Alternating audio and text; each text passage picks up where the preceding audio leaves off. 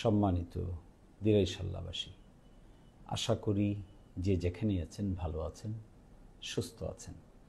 সকলেই শ্রেণীভেদে আমার সালাম এবং আদাব গ্রহণ করুন। আজকের আমাদের আলোচনার বিষয় কিছুটা ভিন্ন।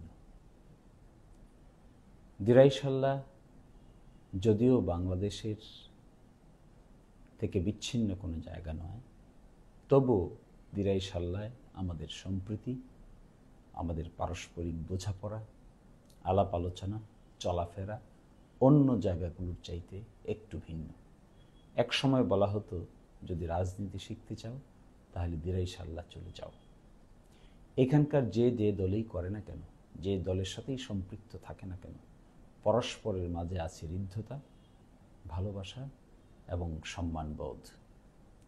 বিগত সময়গুলোতে চলাফেরা করে এটি আমার বুঝে এসেছে যে আমাদের আছে একটি উদার মন এবং হৃদয়। এখানকার মানুষ জোর জবরদস্তি পছন্দ করে না। এখানকার মানুষ একজন আরেকজনের উপর প্রভাব কাটানো পছন্দ করে না। তারা ভালোবাসতে জানে, কিন্তু জবরদস্তি পছন্দ করে না।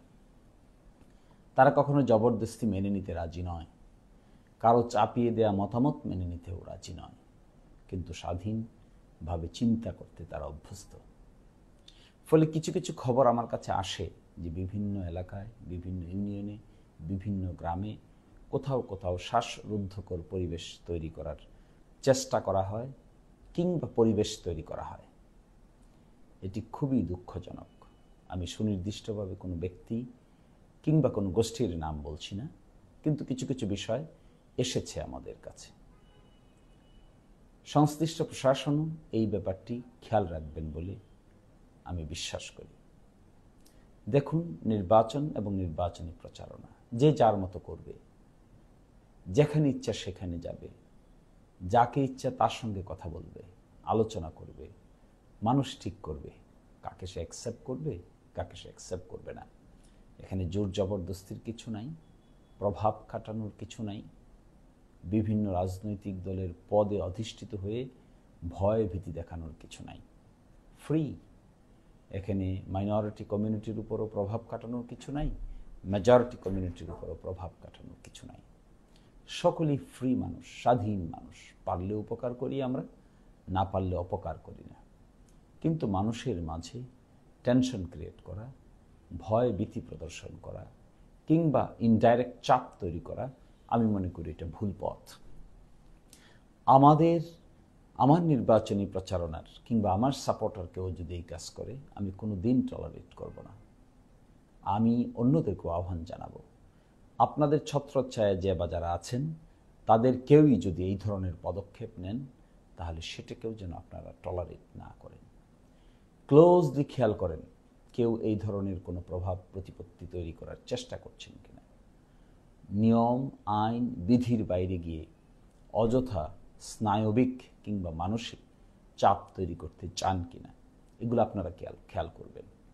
আমার সঙ্গে যারা কাজ করেন, যারা আমার সমর্থক হবেন, সাপোর্টার হবেন, ফলোয়ার হবেন, ফ্যান হবেন, বন্ধু হবেন, আমি তাদেরকে বলছি, আপনারা কেউ কখনো কোনোভাবে কোনো দিন কোনো মানুষের উপর তার স্বাধীনতায় হস্তক্ষেপ করবেন না, সে যেই হোক না কেন, যে দলেরই হোক না কেন। আমি অন্যান্য সকল ব্যক্তিবর্গ, গুরুত্বপূর্ণ ব্যক্তিবর্গকে আহ্বান জানাই, মানুষের স্বাধীনতা খুবই মূল্যবান বিষয়। কোনো ব্যক্তির স্বাধীনতায় হস্তক্ষেপ করবেন না, কাউকে অযথা হয়রানি যেন না হয় সেটি আপনারাও নিশ্চিত করেন। আমার এটি অনুরোধ থাকবে সকল স্টেক হোল্ডারদের কাছে, নতুন করে নতুন রাজনৈতিক চিন্তা ভাবনা করুন। চাপ প্রয়োগ নয়, অযথা প্রেশার ক্রিয়েট নয়, মুক্ত স্বাধীনভাবে একজন মানুষ যেন তার সিদ্ধান্ত নিতে পারে, সেই পরিবেশ তৈরি করে দেন। বাকিটা তার সিদ্ধান্ত সে নেবে। আমরা এখানে কোনো ধরনের কোনো ইনফ্লুয়েন্স খাটাতে চাই না, কোনো ধরনের কোনো এমন কিছু করতে চাই না যা নাকি দৃষ্টিকটু হয়। ফলে আমি সকলকে আহ্বান জানাবো, এই দুই থানায় যারা দায়িত্বশীল আছেন, যারা পুলিশ প্রশাসন আছেন, যারা উপজেলা প্রশাসন আছেন এবং যারা বিভিন্ন রাজনৈতিক দলের নেতৃবৃন্দ আছেন, সকলকে ফ্রি করে দেন। সকলেই ফ্রিলি তার মতামত প্রকাশ করুক, স্পষ্টভাবে প্রকাশ করুক। গোয়েন্দাগিরি থেকে বের হয়ে আসেন। কোনো ব্যক্তি বিশেষের প্রতি কোনোভাবে চাপ প্রয়োগ যারা করা না হয় সেটি খেয়াল রাখেন। লিবার্টি, স্বাধীনতা, সার্বভৌমত্বের প্রতি খেয়াল রাখেন। এটিই নতুন বাংলাদেশ তৈরির মূল মন্ত্র। আশা করি আপনারা আমার ইনডাইরেক্ট মেসেজ অনেকেই বুঝতে পেরেছেন।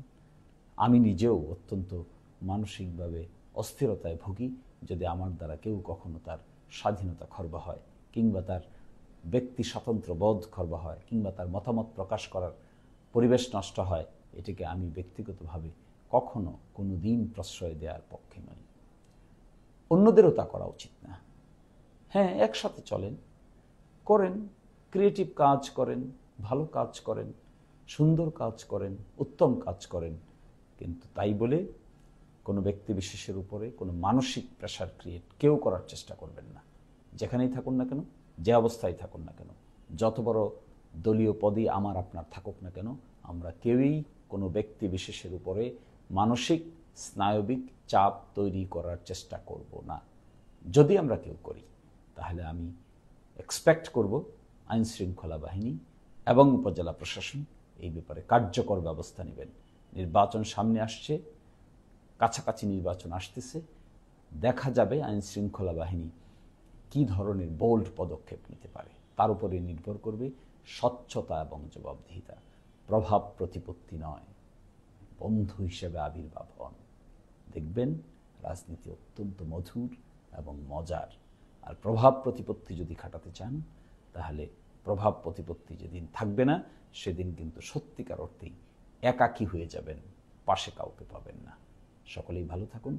আল্লাহ হাফেজ।